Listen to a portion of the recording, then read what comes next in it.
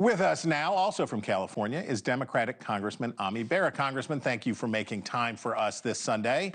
Did House Democrats get what they wanted out of the final deal that President Biden signed? You know, we got a lot of what we wanted, and I appreciate Tom's thoughts there. He's a good friend and a neighbor. We didn't get everything. Republicans didn't get everything either, and I think that's how this next Congress is going to operate, is with a narrow majority. I think if it is Speaker Johnson, he is going to have to negotiate with Leader Hakeem Jeffries and the Democrats. Yeah, to your point, they're going to continue to need Democrats' help, especially to pass a debt limit increase and full-year funding.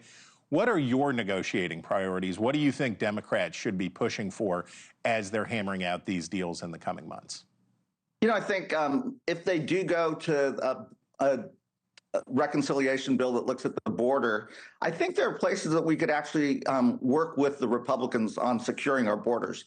I would separate immigration and think about immigration as an economic issue, and I would think about the borders as a national security issue. And if we think about it that way, we do need high-skilled workers. Talk to the farmers. They need some of those farm workers there. There's a lot that we could actually do in a bipartisan way that's good for our economy on immigration, and there's a lot that we could do to secure the border. Again, I'd ask them to work with us. Okay, so one of the things that's going to be material is the debt ceiling and the argument about whether or not it's legitimate to use the debt ceiling as a negotiating tool. That is not a new argument. I want you to listen to then President Barack Obama back in 2013.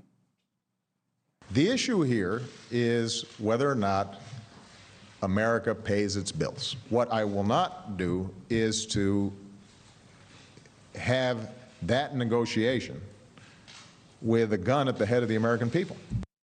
So the good news for Democrats is that they have more leverage now to extract concessions from the very narrow Republican majority because of the debt ceiling, because we know that there are dozens of Republicans who just don't want to vote for any debt ceiling increases. But is it right to, as the former president would say, negotiate with a gun to the head of the American people? No, it's not. And that is how we felt last week when President Trump kind of weighed in and said, raise the debt ceiling. Now that we're going into a new Congress, a new year, I think it would be perfectly reasonable to negotiate and think about how you get rid of the debt ceiling. I don't disagree with Congressman McClintock that we do have to get spending under control. There's plenty of places where we could work together. You look at, talk to our military. We spend money on equipment and ships and things like that that they don't actually want. Why don't we work together to bring spending under control? And our budget should be what dictates how much we're going to spend. I think that's what we have to fix, the budgeting process. But you have colleagues like Rosa DeLauro and others who basically said they wanted to lift the debt cap for 2 years so that Donald Trump could go sort of hog wild, do tax cuts that were not paid for, and do all of that stuff. Don't you think that without a debt ceiling, it would be harder to have that leverage?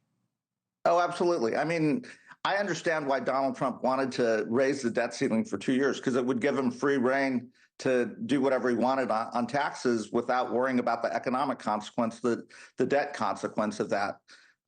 So yes, it is a negotiating tool, but I know we don't like it when we're in the majority or we have the White House and they don't like it. And is there a better way to do this? Because the last thing we ever want to do is default on the debt, because the economic consequences would be disastrous.